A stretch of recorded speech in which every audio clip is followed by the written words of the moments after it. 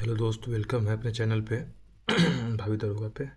आप लोगों के बहुत सारे मैसेज और कमेंट के बाद हमने अपना यूट्यूब पे चैनल बनाकर आप लोग के लिए अपना नोट शेयर करना चालू किया है। और 2 मिनट 5 मिनट के अंदर हमने अपना पूरा जो है रिवाइज करना है। इतना फास्ट रिवाइज कहीं नहीं हो पाएगा। 2 2 मिनट में, आपको 3 3 मिनट में हम पूरा कंप्लीट पूरा जितना भी महत्वपूर्ण सेक्शन है सब कुछ हम रिवाइज करा दिए हैं। तो आज का सेक्शन हमारा है सूचना का अधिकार, राइट टू इन्फॉर्मेशन 2005 वाला। तो सबसे इसमें जो आर्टिकल 19 का 1 है, उसमें आरटीआई एक मौलिक अधिकार को पता होगा, उसी में से रखा गया है। 19 का 1 में रखा गया है। आरटीआई आया है किसके खिलाफ आया? तो भ्रष्टाचार के खिलाफ आया, एक्शन लेने के और सरकारी विभाग की जानकारी लेने के लिए। कि सरकारी विभागों में भाई वो भी मतलब कुछ भी जानकारी ले सकते हैं जो हमारे दायरे में है। आरटीआई का इतिहास क्या है? तो विश्व और भारत में इतिहास जान लीजिए। आरटीआई का जन्म जो है 1766 में स्वीडन में हुआ था। भारत में आरटीआई की मांग सबसे पहले राजस्थान में हुई। और आरटीआई का प्रचलन जो भारत में 1990 के दशक, जो पॉपुलर समझ रहे, ये मजदूर किसान शक्ति संगठन जो है उसके समय ये पॉपुलर हुआ था। और आरटीआई एक्ट सबसे पहले लागू करने वाला राज्य तमिलनाडु है। उसके बाद गोवा बना था। इसको महत्वपूर्ण याद रखिएगा। आरटीआई एक्ट जो है पारित कब हुआ? पारित 15 जून 2005 को, और 12 अक्टूबर 2005 को ये लागू हो गया।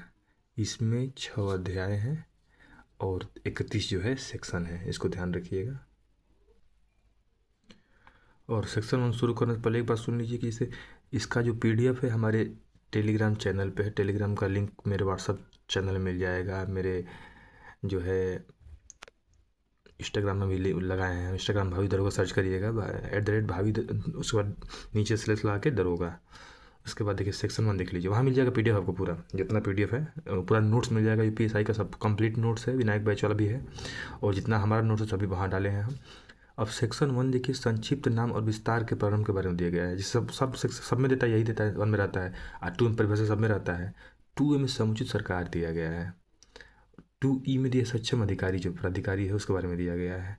और ये बढ़ जाएंगे 2F में, तो 2F में जो है ये सूचना की परिभाषा दिया गया है। F मतलब ट्रिक से याद करिए ना, इन्फॉर्मेशन। फॉर में F है, फॉर यानी कि फॉर F। तो 2F में इन्फॉर्मेशन दे दिया गया है। इन्फॉर्मेशन में क्या क्या रहेगा सब इसको बढ़िया से नोट्स हम डाल देंगे, पढ़ लीजिएगा, नहीं पढ़े होंगे अगर तो। सेक्शन 2H में लोक प्राधिकारी दिया गया है। सेक्शन 2G में सूचना का जो परिभाषा दिया है वो दिया गया है।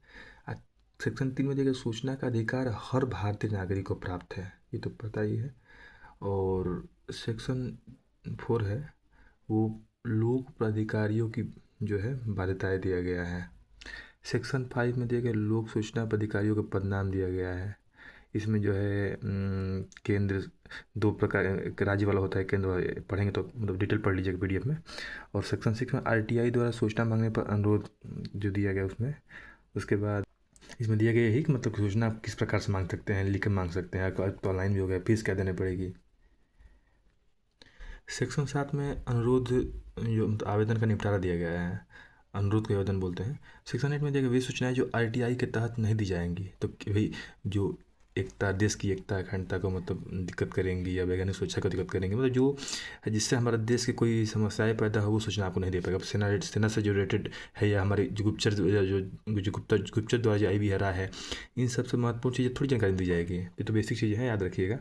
और सेक्शन 12 महत्वपूर्ण है, केंद्रीय सूचना आयोग का गठन दिया गया है, CI से। तो कौन करेगा? तो केंद्र मतलब केंद्र सरकार ही करेगा।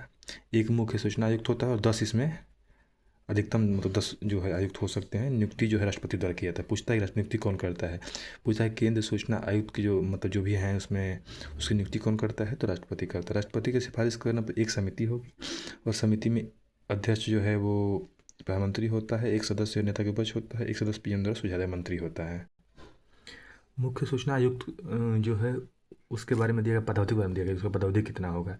तो सरकार जब चाहे तब तक, या जो मतलब कि 65 वर्ष की आयु तक रहेगा। दोनों में से कोई भी हो सकता है, जो भी पहले आ जाए। मतलब या तो 64 साल में नियुक्त हुआ है तो 65 साल से रिटायरमेंट हो जाएगा। तो 65 साल से ऊपर नहीं होना चाहिए। और इम्पोर्टेंट नोट है कि दोबारा जो है नियुक्ति नहीं होगा यहाँ पे। 2019 में एक संशोधन हुआ। ये मुख्य सूचना आयुक्त केंद्र सूचना आयुक्त के वेतन भत्ते और इसमें किया गया है, केंद्र सरकार द्वारा ही तय की जाएगी।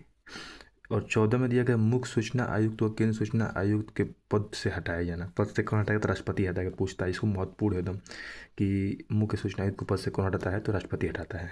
वही इसको मतलब चयन भी करता है, वही हटाता भी है।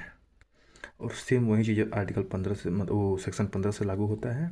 यहाँ राज्य द्वारा गठन किया जाता है, यहाँ पे जो है राज्यपाल गठन करता है, और सेम चीज़ें हैं, मतलब समझ रहे हैं।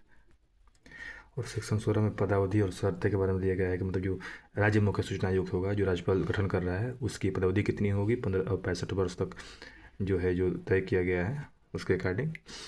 और सेक्शन 17 देखिए तो राज्य मुख्य सूचना आयुक्त के को पद से हटाया जाए, राज्यपाल जब किया गया तो राज्यपाल ही हटाएगा, तो इसको ध्यान रखिएगा। उसका मामला जो भी हो मतलब उसके बाद हाँ ST की जो जांच का रिपोर्ट उसके बाद ही हटाएगा। सेक्शन 18 में देखिए तो आयोग जो केंद्र राज्य की शक्तियों का शक्ति तथा कर्तव्य दिया गया है। 19 में अपील दिया गया है। अपील जो है पहली अपील 30 दिन के भीतर, दूसरी अपील 90 दिन के भीतर, और 20 में शास्ति दंड दिया गया है, 250 रुपये पर डे लेट अगर हो रहा है तो, और अधिकतम 25,000 रुपये। और सेक्शन 24 में देखा कि अनुसूचित 2 में बड़ी संगठनों पर लागू नहीं होगी। मतलब कि ये देखिए IB, SPF, CISF, RA, NSG, ITBP, मतलब जो भी हमारी संस्था हैं ये सब जो देश के लिए हैं उनकी जानकारी आपको शेयर नहीं की जाएगी। और 25 में दिया गया कि केंद्र राज्य सूचना आयोग को वार्षिक रिपोर्ट तैयार किया जाना। वार्षिक रिपोर्ट किसको देगा, तो समुचित सरकार को देगा। बस यही है। थैंक यू, मिलते हैं नेक्स्ट ब्लॉग में। ओके।